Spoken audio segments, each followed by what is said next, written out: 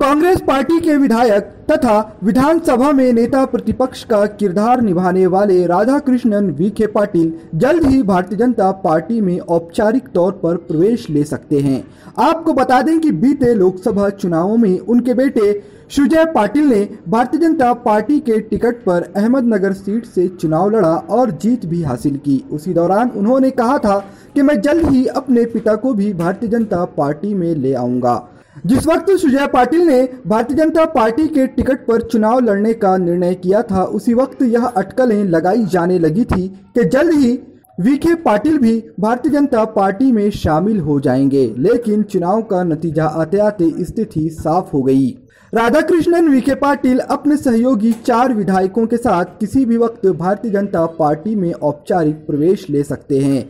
इस विषय पर बोलते हुए प्रदेश के वित्त मंत्री और भारतीय जनता पार्टी के नेता सुधीर मुनगंटीवार ने बताया कि राष्ट्रवादी कांग्रेस और कांग्रेस की एक्सपायरी डेट खत्म हो चुकी है, इसीलिए अब उनके अच्छे नेताओं को भारतीय जनता पार्टी का दामन थाम लेना चाहिए। और उन्होंने कहा कि आने वाले दिनों में जितने भी अच्छे नेता दूसरे दलों को छोड़कर बीजेपी में शामिल होंगे, पार्टी उनका स्वागत करेगी।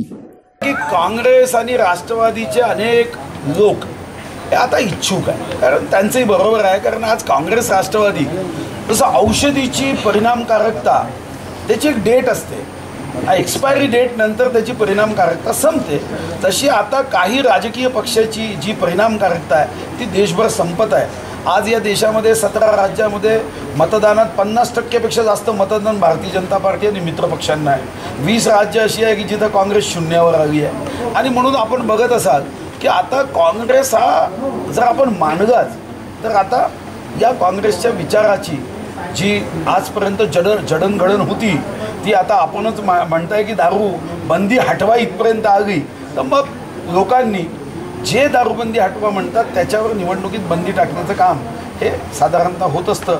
आणि आता काँग्रेस राष्ट्रवादी उठू शकेल किंवा काँग्रेस राष्ट्रवादी नवीन गतीने पुढे जाऊ शकेल असं काही वातावरण नाही। मग या वातावरणामध्ये अशा पक्षांमध्ये काही चांगले लोकही आहेत, right person in wrong party, तर असे राईट पर्सन इन राईट पार्टीमध्ये यावं या दृष्टीने आम्ही काही लोकांना मान्यता देतो। पण wrong person in right party आणण्याचा आमचा प्रयत्न राहणार नाही। आमचा प्रयत्न असाच असणार आहे की या पक्षामध्ये जे उत्तम काम करणारे, जनसेवा करणारे नेते, कार्यकर्ते, लोकप्रतिनिधी असतील त्या सर्वांना भारतीय जनता पार्टी किंवा शिवसेना किंवा आमच्या मित्रपक्षासोबत घ्यायचं आणि राज्याच्या विकासाची गाडी वेगाने नेताना यांच्याही अनुभवाचा यांचा व्यावहारिक कुशलतेचा फायदा हा व्हावा या दृष्टिकोनातून आम्ही पक्षात काम करतोय। पण उद्या जर एखाद्या अशा नेत्यांनी म्हटलं आम्ही तुमच्या पक्षात येतो की ज्यांनी राज्यात त्यांची सरकार 47 वर्ष 2 महिने 1 दिवस असताना वाईट काम केलं, तर त्याला आम्ही कदापि घेणार